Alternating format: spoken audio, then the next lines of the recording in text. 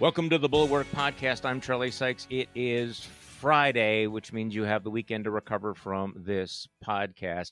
I appreciate all of you who have listened into the podcast over the last year and a half. And once again, I hope you'll just let me give a little pitch for Bulwark Plus membership. We really have begun to form a community, a group of folks that I think understand exactly what is at stake. When we started the Bulwark, it was 2 years ago. It feels so much longer than 2 years. We're kind of in this space-time warp continuum, etc. When we started it, we didn't really know what was going to happen. We knew that there was a huge challenge to take on Trump and Trumpism, but I think now we realize, how deep the rot goes and how long it's going to take to turn these things around. And one of the things we committed to do was to tell you what we thought, to tell you exactly what was going through our minds, to be as non-tribal as possible. There will be times when you will agree with us. There will be times when you disagree with us. But I think you understand by now, or at least I hope you think, that what we say is unvarnished. And I think that's one of the things that we've really, that I'm proud of with the Bulwark, is all the different voices. They don't all say the same thing, but the opinions are unvarnished. And I think that this is a moment in American politics where we need it, as opposed to the usual sort of disingenuous bullshit that you get, frankly, from the partisan media. So if you have not yet joined Bulwark Plus, please consider doing so. You have access to the live stream. We had a great live stream last night on Flyin Ted Cruz, which I strongly recommend. Also, my newsletter, Morning Shots, which also deals with Ted Cruz this morning. JVL's Triad. We also have the suite of other podcasts, including the Next Level podcast with JVL, Sarah Longwell, and Tim Miller on a regular basis, the Secret Podcast. And of course, we have the other podcasts as well. We're doing a lot of different things, including Mona Charon's Beg to Differ. So think about it. If you want to try it out for a little while, go to thebulwark.com/Charlie, and you get a free 30-day trial membership. And this is an offer only for those of you who are savvy and smart and good looking enough to be listening to this podcast right now. That's thebulwark.com/Charlie. Okay, so we have a guest that we have not had for some time, but had to get him back on to talk about this week. Woke Joe Walsh joins us again. Joe Walsh, former congressman, presidential candidate, talk show host, author. Welcome back, Joe. How you doing? Hey, Charlie, it's always great to be with you, but can I correct you? Sure. People shouldn't think about it. Think about joining Bulwark Plus. They need to do it. You all have been a beacon. And now that we all know, and we've all known for a while, that Trump and Trumpism are here to stay, it's permanent. The work the Bulwark does is so freaking important. So do it. Join. Okay, well, we'll send the check for that. That was actually great. Hey, speaking of the Bulwark and the Bulwark podcast, I do read the emails that people send back. I am not able to respond to all of them, and I apologize for that. And I know that some of you have said that, hey, Charlie, we really love the podcast, but could you tone down the language? Can you? It's sometimes I'm in the car or I'm at home with my 10-year-old or my 13-year-old, and you guys are dropping bombs and stuff like that. And if you could just clean it up, and I take that seriously, and perhaps we will do that, but it won't be today. Just a warning that the cleaned up, non-explicit version of the podcast, is there. I hear you, I feel you. But it's not going to happen today. This is going to be me and Joe Walsh. Joe, what?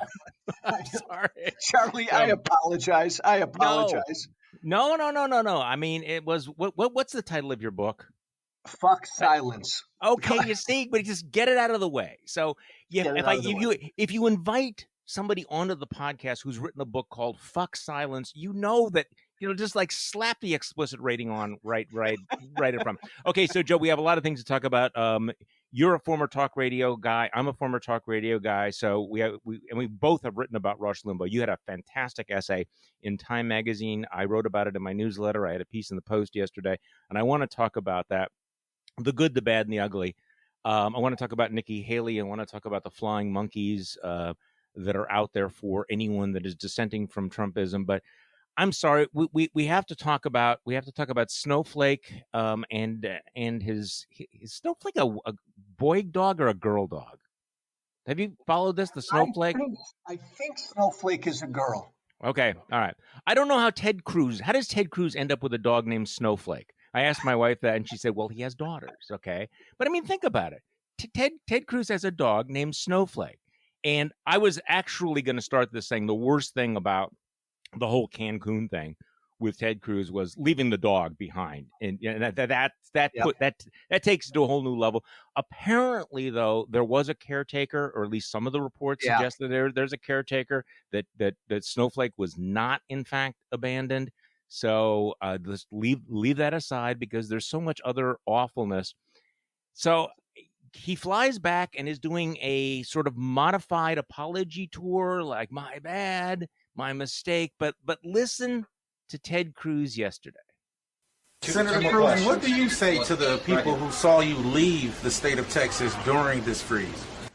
Well, what I would say is I was taking care of my family the same way Texans all across the state were taking care of my family. And it certainly was not my intention for that to be understood, as critics have tried to paint it, as somehow diminishing the suffering and hardship other Texans had experienced. Look, Texans want this problem solved. I want this problem solved. I want the power on. We've got. Yeah.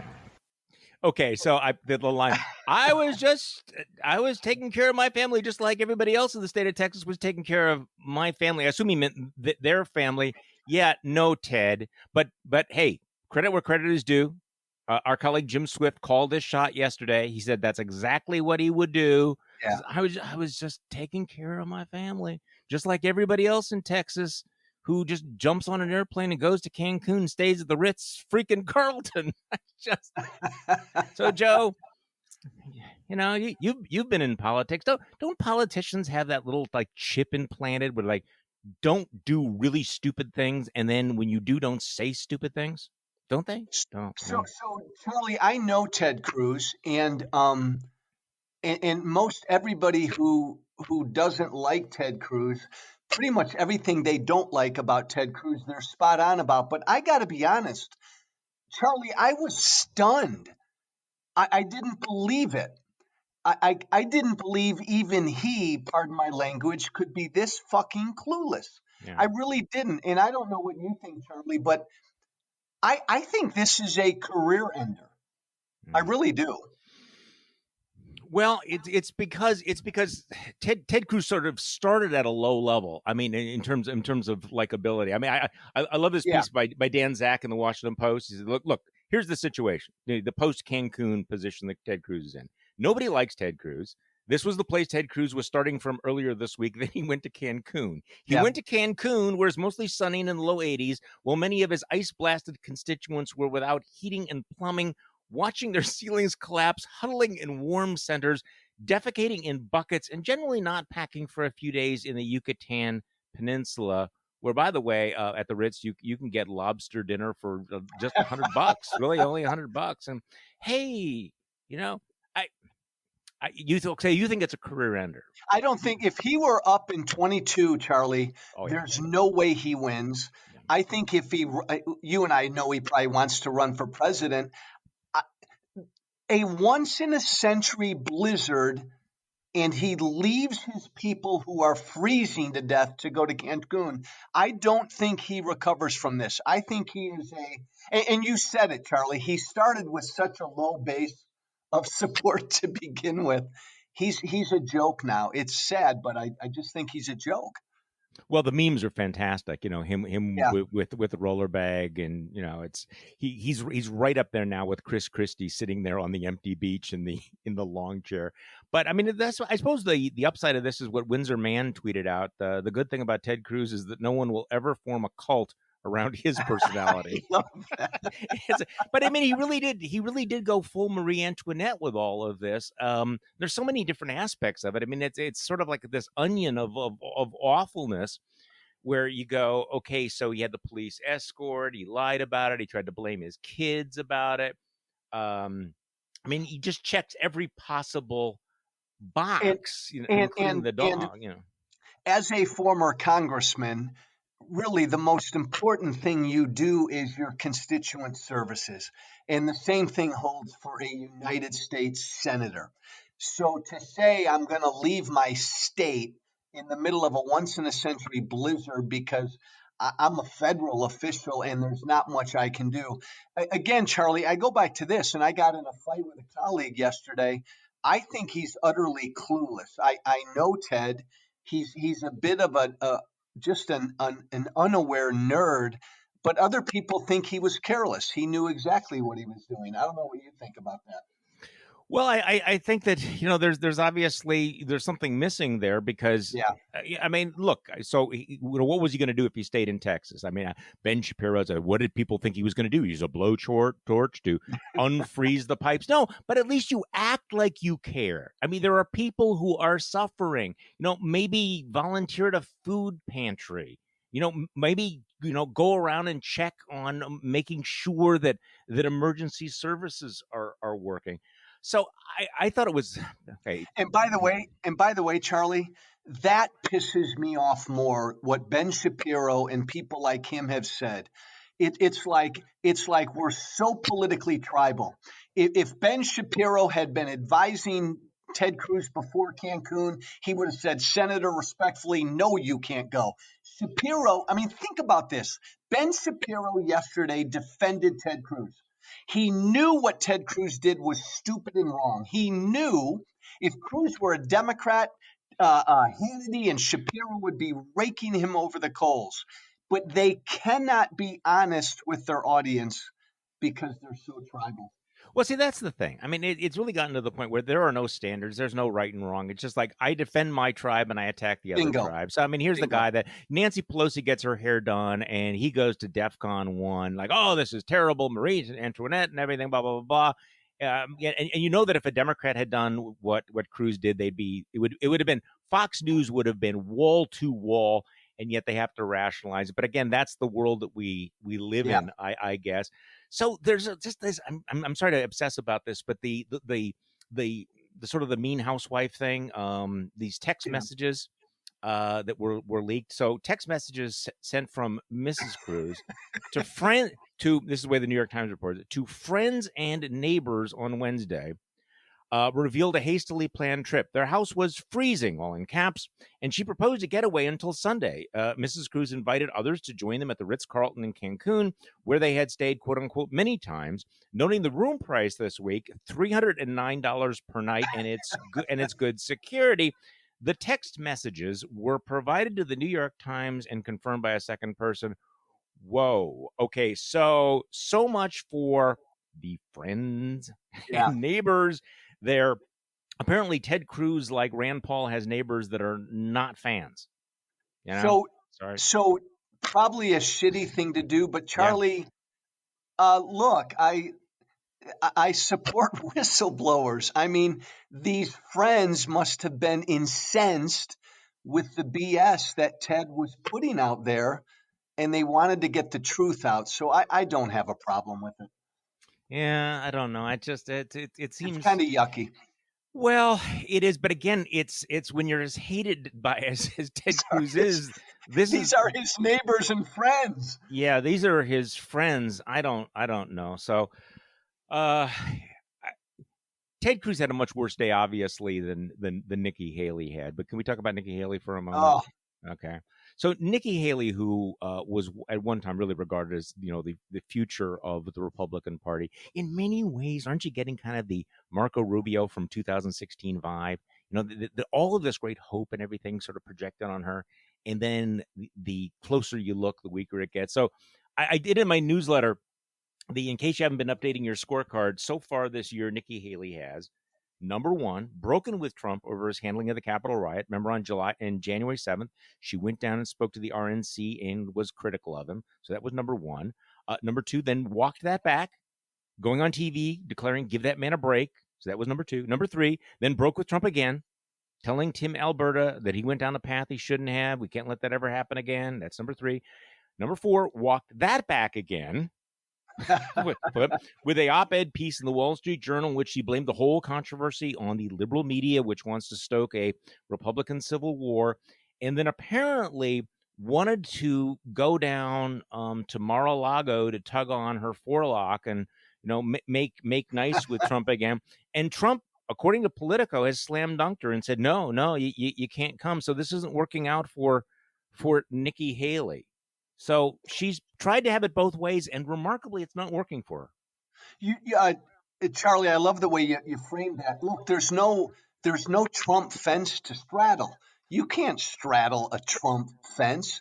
You're either all in or you're not. You either support him or you don't. Nikki Haley 2 years ago, Charlie, when she left the United Nations, she called Donald Trump basically a truthful person. Yeah. And the moment she did that, I said, I'm done with her. You can't have it both ways with him. And I love the way you compared her to Rubio, because it is like the closer you get to Nikki, there's no substance there. It's just all about advancing Nikki. Yeah, it is. And that's I don't know, that's what's kind of sad about it. But you're right that you can't be halfway there. And I don't know why this hasn't dawned on Republicans. I mean, look, if you can be loyal, you can do absolutely everything, and you'll still end up with people yelling, "Hang Mike Pence." I mean, if he throws Mike Pence under the bus, what do you think he's going to do to everybody else here? So I don't know. Nikki Haley is one of those people who, has all this ambition and all this calculation.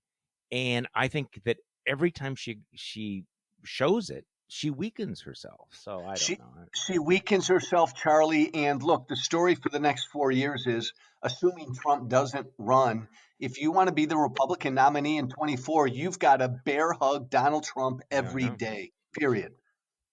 Well, this, and we're going to get to this because, you did something. I think people know that's right. Well, you think it was stupid? Well, with hindsight, it was kind of hopeless. Well, yeah, it was, but the experience, what people need to understand though, is how visceral this loyalty is, and what happens to a Republican or a conservative that breaks with Trump. And I'm not offering a defense to people who are cowardly about it, but there's a reality that when you break, you lose everything. You are excommunicated, you are attacked, you are threatened. It's hard to overstate it. I mean, you know what I'm talking about. Some people will go, "Oh, what? You're going to get a mean tweet and you're afraid of that." It's a little bit worse than that, isn't it, Joe? You live with regular death threats every single day. And that's just the start of it. Yeah, you lose everything. If you're a Republican or a conservative who puts your head up there and says, I oppose him, you lose everything, and you really do put your life and livelihood on the line almost every day. Yeah, now I know that people are going to say, "Oh, come on, you guys get that strange new respect. You show up, on MSNBC and all these other things." And by the way, there's some truth to that. However, what you've lost is so much bigger than what you've gained, because trust me, I mean, I'm of a certain age where I look back and have to really confront the fact that 20 years of work may have been, just set on fire. Yes. And all of those relationships that have been built up over the years, that's gone. And so, for people who go, well, okay, so you don't get to do this, but you get to do that. Trust me, doing 5-minute hits on television does not compensate for 20 years worth of work and relationships that are destroyed in this current atmosphere. And I'm not trying to play the victim card. I'm just trying to say that this is a real phenomenon. Okay, so let's talk about talk radio. Yeah. How long were you a talk show host? 6 years. Okay, 6 years. Like you, not a veteran like you. But it's a long time, certainly long enough to understand. And so I'm going to get into Rush Limbaugh. I mean, one of the things, and I hope people will listen to the whole conversation, because I want to talk about the good, the bad, and the ugly. One of the things that I think that we have to acknowledge is how powerful radio is compared to every other medium. And I know that may not be obvious to most people, but I think that the relationship that people have with someone they listen to every day for hours and hours and hours, whose voice is in their head, is very different than someone who's over there on television. So you establish a much more intimate relationship with the audience than you do through print or through television. And Rush Limbaugh created his influence by bonding with millions of Americans and became part of their lives and part of their culture in a way that few other media figures have done. So, I mean, let's start off with that radio is a very intimate medium, and he was a master at the medium. He also invented essentially the entire genre of kind of lighthearted political talk radio. Yep. And guys like, a lot of people say, well, you wouldn't even been on the air, if it wasn't for Rush Limbaugh. You shouldn't criticize him because you wouldn't have had a career. And so there's some truth and there's some falsity to it. The truth is that, yes, he pioneered this new genre. He opened up the audience, basically showed everybody there's an audience for this kind of thing. And it was bracing and it was fresh in the early 1990s. And you look at the media landscape today, and it's true that a lot of the people who are out there would not have been there if not for Rush Limbaugh. Yeah. But the falsity is that not everybody was Rush. And Rush, I don't know what your take on this was. I think that there were a lot of flaws all along, but there was a turn with Rush. So give me your take. Bottom line of Rush Limbaugh. But you wrote about this extensively in Time Magazine, and I'm sure you've thought about it as well. So, Charlie, here's my bottom line, and I start where you just picked up. Immensely talented, and you and I can appreciate that being in that industry. Rush really rarely had guests. He never ever had a lot of callers. It was 3 hours of him riffing. He was probably the most talented monologuist I've ever heard. So immensely talented, but then fast forward 30 some years, 80 to 90% of Rush's listeners right now, 80 to 90% of Trump supporters, GOP-based voters, believe in lies and conspiracies. They no longer believe in the truth. Rush played a big part in helping us all get there, sadly. He did. He played a major role, and I think he normalized much of that. And I think this was where I think I went from admiring him to being very, very disillusioned and very skeptical to being appalled. But I remember that at the point in the 90s where he's being too clever by half. Yes. He's coming up with these elaborate theories of 4-dimensional chess and what's really going on here. And I'm thinking, okay, why don't you just stick to actual reality as opposed to all of this. And it became increasingly disingenuous, and it was sort of dripping with rationalization and dishonesty, not to mention the ugly undertone. And by the way, I think that this is one of those things, and you and I have had this conversation before. We were on talk shows and probably did some of the things that we're criticizing Limbaugh for. Yes. I mean, I have lots of regrets, and I think that you get to a point where you think, hey, this is what we do. And you look back on it and you go, what was I thinking? I mean, really, I don't feel that I was influenced by Limbaugh in terms of substance, but some, including sort of the belief that you can be entertaining, which I think is a good thing. But I have a lot of regrets about it. I do. But you and I remember listening to you in the day, and I tried to do the same radio you did.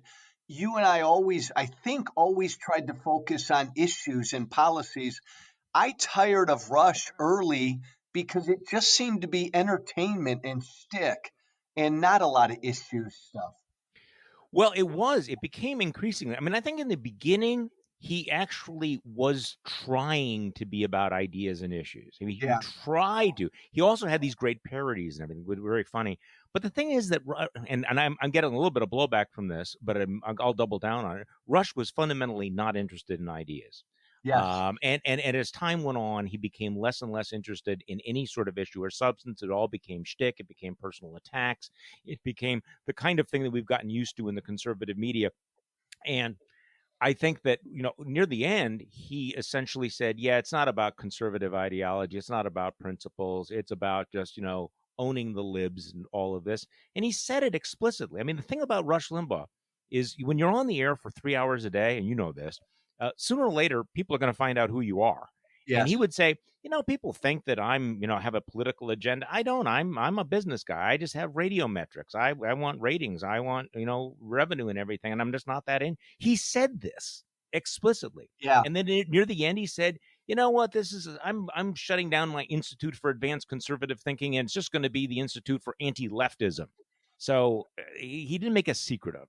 And then at the very end, Charlie, he continued even after the insurrection. Rush Limbaugh went on the air and said the election was stolen after the insurrection. I mean, come on. So I think I've talked about this on the podcast before, and I know that I've written about it. But the moment that I really, I think I was actually genuinely shocked last year after his diagnosis of cancer, when it went on the air to defend Donald Trump spreading the baseless lie about Joe Scarborough murdering someone. I mean, the thing about talk radio is you don't have to talk about everything. You don't. I mean, you don't have to defend the indefensible, but he did. And what he did was he rationalized how subtle and clever Trump was by saying but not saying, putting it out there, but saying some people are just asking questions. And it was this fundamental dishonesty at the heart of it, and this mockery of people who cared about truth and morality. And it was like, this is who you've become. And I think that that's dangerous. So just back up a little bit. You wrote a piece for Time. I wrote a piece for The Post and for my newsletter. And we were sharing right before we started this. This was hard to write because, I mean, I guess I still have, qualms about writing about somebody who's just died. Yeah. So you found that hard too? I found it really difficult because, look, I wanted to be, he was the king and he started the whole industry. But yet I had to be honest, and I knew if I was honest writing about Rush, that his legacy is the dishonesty that we are living with now. That you and I will get ripped, Charlie, for being honest about our take on Rush. Well, that's where I came down too, and I when I did sit down, I thought this is going to be rough because, and I understand that people say, well, you're dancing on the grave. No, we're not. No. At all, because it is a human tragedy. Dying at 70 is way too young. But on the other hand, if there's ever going to be a reckoning about where we're at in this political moment, how, as you pointed out, how you have millions of people who believe conspiracy theories, how did the conservative movement become so dumb, so dishonest, and Charlie, so I always cruel? I always thought it was a waste of Rush's talent. Because Rush was so talented. Look, a guy like Hannity, he's a dumbass. He's not talented. Right. Rush Limbaugh is smart and talented, and he wasted his talent by selling out to Trump, but then by being so dishonest over the years. Well, and that was and making it sort of a shtick to say, they this is how I'm going to justify lies. Yeah. So, I mean, I remember that turn that he made back in 2015, where he dumped Scott Walker and went with Trump. And one of the things he did was he justified Trump's attack on John McCain. He justified the lie about the thousands of Muslims who were celebrating 9/11, and he basically kind of acknowledged, it's a lie, but isn't it cool this guy can get away with it? And so you can't understand Trump without understanding Limbaugh and the way that Trump used Limbaugh as a role model. And so how do you, given what you and I do, we're talking about how terrible this moment is, the threat that we face. And then when Rush Limbaugh dies, to turn around and say, yes, but this was all wonderful. Well, no, we all are held accountable. We all have consequences for our behavior. You're right, Charlie. There's a direct line. And look, I was a Tea Party congressman. There's a direct line in what myself and a number of us Tea Party folks said and did that led to Trump. You're right, man. We all got to just speak to our accountability, I think. Well, and this is I noticed people who are saying, "Well, how can you guys criticize Limbaugh because you guys were the same?" Well, first of all, we weren't the same, No. but also there is that moment where you go, "Okay, yeah, I don't want to be that person anymore. I don't want to do that anymore." And so, some of us have said, "Yeah, we don't want that to be our Yeah. legacy."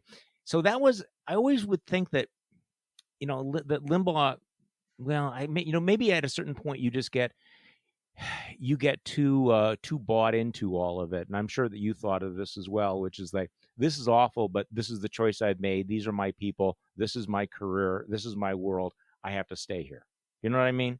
Oh, That absolutely, Charlie. Yeah, I think that's what he did at the end. And he didn't want to, he wanted to go out still the king of the mountain. And so I think he sold out at the end, which again is immensely sad. so that then there's the other question of leader or follower. And when you're on talk radio, there's two things that happen, and you'll understand this. I hope we can communicate this. You're sitting there, and you are the host. You're talking, but of course, you also have the callers. You have all Yep. the email. You get everything back, and there's real pressure to be in line with your audience. And I think that what happens with a lot of hosts, and I think it happened with Limbaugh, is that he maybe at one time was a thought leader, but in the end, he was a follower. He had a sense of his audience, maybe a better sense of his audience than I had, because he made sure that he didn't allow any daylight. So he could have gone a different direction, but he knew where his audience was. And I think a lot of hosts are very, very uncomfortable, because it's a terrible feeling, isn't it, Joe? When you realize that 80% of your audience just thinks you're full of shit, right? I mean, you've done this, right? You sat down and you open up the phones, and you've had nights like that, right? Oh my God. Well, and Charlie, when I 3.5 years ago on the radio around the country, when I finally officially turned on Trump, then I lost everything, my audience, my everything. But again, you're right. Most of the guys in our industry, Charlie, in that industry, they want to keep the audience and keep the ratings, so they tell the people what they want to hear. I couldn't imagine ever saying anything into a microphone that I didn't believe.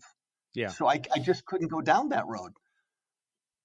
Well, see, that's the thing. I remember, back in the day, that there were a lot of people on the left said, well, you can't believe these things. You're just saying this because X, Y, and Z. And I would say, look, we may disagree, but I actually do believe these things. I really do. And I did. Yes. And but I'm not sure that every host fully does that, given what's happened here, because I watched in 2016 and 2015, most of my listeners were very, very anti-Trump, and I was in line with them, and this was a 20-year relationship I had. And Yeah. when Donald Trump came to Wisconsin, it was a huge speed bump and everything. And then watching throughout the year as they began to shift, I didn't change my position at all. I said exactly the same thing. Yeah. And the audience hated it. The audience absolutely hated it and felt it was a betrayal that I didn't follow them. And again, Limbaugh and many other talk show hosts made that decision that they were going to go with their audience, that it was not viable. Absolutely, Charlie. Yeah, no, I was going to say, I was syndicated with Salem, and after Trump won, Salem told all of us, me, Hugh Hewitt, Prager, all of us, that we had to speak well of Trump. And they all did. Michael Medved didn't, and I couldn't. And Michael Medved's gone now, and you're Michael gone. Medved's gone, and I'm gone. Okay, so Hugh Hewitt is just a hack. Okay, no. Okay, but Dennis Prager, just Dennis Prager is a thoughtful guy. He's an author. He was a serious Jewish ethicist who thought about things beyond politics. I actually sat in as a guest host for Dennis Prager on a couple of occasions, and he had a very sophisticated audience. Yep. Why does a guy like that flip? He did not want to lose his show. Okay. It's an absolute shame. You're right. Hugh Hewitt is Hugh Hewitt. He'll do whatever the company tells him to do. Yeah. Dennis Prager did not want to lose his show. So even he lined up and saluted and got on Team Trump. And you and I know what he I know what he privately thinks of Trump. I don't know what anybody thinks. The capacity of people to rationalize is really remarkable, and I also think that there's that sense of sort of sunken costs that once you've gone along with, say, 20 things, you become even more invested. I mean, you've talked to Trump supporters, and one of the great mysteries, I think, to people on the outside is how passionate they are. And it's sometimes the worse he behaves, the stronger the support is. Yeah. Have you noticed that? And because Charlie, what I've realized over the years is it's not issues based. They just want a guy who will fight. They just love that he fights. And the more that he's a jerk and the more that he fights, their support for him grows more intense. Yeah, I think that's true. So what percent, though? Okay, so let's pull back a little bit here, because of course there is going to be this Republican civil. Okay, is there a Republican civil war, or is it already over? No, it's gone. It's Trump's party. I don't know what people are talking about. Talk to me more about that. You just think it's done? The Liz Cheneys, the Ben Sasses, they're the outliers. They're going to end up on our little island sometime. I think they're the last gasp of the Republican Party. I think anybody, the Liz Cheneys of the world, if they can hang on to their seats next year, it will be a miracle. The party is done. It's Trump's party. It's shrinking. It's dying. Charlie, it's becoming one of those European far-right regional parties, I believe. So then what happens to this party? We're seeing this everywhere. I think I've described it as the crazification of the Republican parties at the local level. And, as bad as it is in Washington, it is way worse. Did you see that the county party in North Carolina that was unhappy about Senator Burr voting for impeachment? And they passed a resolution banning him from coming onto the premises of their office because of his disloyalty to President Trump. First of all, it's kind of the Stalinist language, disloyalty to the great leader. But also, we've decided that our party is a safe space, and you're not even allowed to come here. So this is Charlie, driving. By the way, people don't realize that. And you asked me earlier about my hopeless primary challenge to Trump. I really realized it was hopeless within about a month after I got into the race. The Republican Party at the state level began canceling primaries. I know. And at the end of the day, they canceled 22 primaries and caucuses. That's cult-like. I've never seen that before. That probably should have been a bigger warning flag about the anti-democratic streak in the Republican Party. To actually cancel the election so that people did not even have the opportunity to run against or vote against the Orange God King. That was really breathtaking. It really was. What is more literally anti-democratic than saying we're not going to allow an election? They canceled elections. I remember Bill Kristol at the time said what you just said right there. This is it's becoming an anti-democratic party. They canceled elections in 22 states. Unheard of. Yeah, even in retrospect, know what happens. And it didn't even break a sweat to do it. There was no opposition to it, and it's interesting. We know why. Yeah. You're right, because what a lot of people don't realize is at the state level, these state parties, they're almost all Trump appointed people, so they're very, very Trumpian at the state and local level. So what does this mean, though, for the party going forward? You were describing it as being, more of a faction. I guess I agree with you that the Republican Party is completely Trumpist. It's going to be very, very hard to turn that around.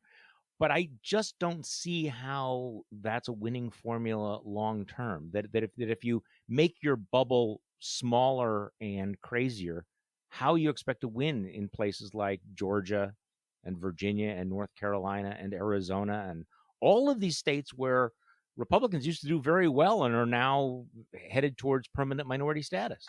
Well, they won't, and that's why to me it's a dying party, and they probably hit their high water mark this past year. I mean, think about it, Charlie. As bad as they are, 45,000 votes, and Donald Trump is reelected. I don't think it'll get that close again. I think it is shrinking. It will be very regional. And then, by the way, great, interesting piece today in the Bulwark about, well, then what about people like you and me? And maybe people like you and me should work with the Democratic Party. That was part of the piece I read today in the Bulwark, to make sure that the Trump party doesn't win. Yeah. So where do you come down on that? A lot of talk, a lot of buzz about the possibility of a third party, a third centrist party. I guess I am very uncomfortable with going from one tribe to another tribe. So Yeah. I had no problem voting for Joe Biden in the election, but I'm not willing to throw in my lot with the Democrats or give them a blank check. I think I look. My take, Charlie, is be bold. Plant your flag now. Give me a centrist, common sense. Let's get some shit done kind of a party that will attract moderate Democrats, independents, and moderate Republicans. I would plant that flag now, knowing that it's going to take 2 or 3 election cycles. Suck it up and do it now. So what is it that you think progressives and the Democrats don't get or are getting wrong?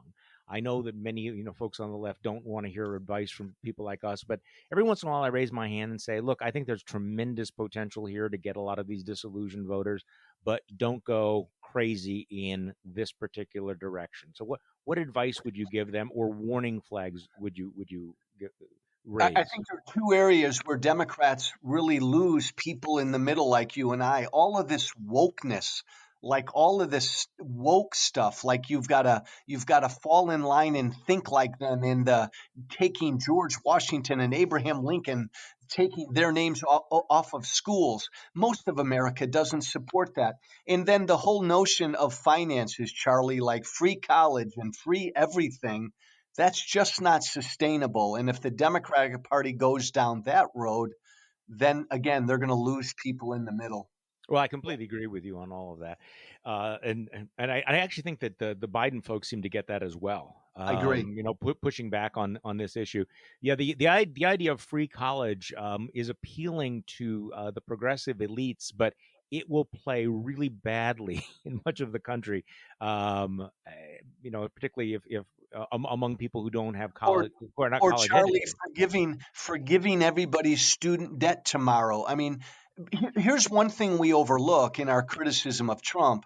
Yeah, Trump's a horrible human being, but the working class vote, especially the working class white vote, the Democratic Party is in real danger of absolutely losing touch with that vote, because they're so focused on some of these social justice issues. And Trump was able to take advantage of that. Well, that's right. I mean, in terms of, conservatism becoming now, or the right wing basically becoming a series of narratives and anecdotes. So what they will do is they will take some extreme comment. I got an email from Ben Shapiro trying to sell a subscription. And it's like, do you know that Bette Midler said X, Y, or Z, or that text? I mean, whatever. Who cares what Bette Midler thinks? But then again, people in San Francisco, the school board, that decides, let's take Abraham Lincoln's name off of schools. Now, even liberal Democrats think that's crazy, but that becomes the narrative on Fox News is that's what the left is all about. The left is about giving away free stuff to other people, which means we're going to make you pay for other people's free stuff. And that becomes the narrative there. So I do think that they need to be sensitive to those things, because you are at risk of losing some of that constituency. There was one other thing I was going to say that they make a narrative out of. It'll come to me after I'm done with the podcast. But Charlie, the whole defunding police notion last year hurt them bad. Even though I know Democrats don't embrace that, Joe Biden and the rest of them didn't push back strongly enough against it, and the Republicans were able to take advantage of that.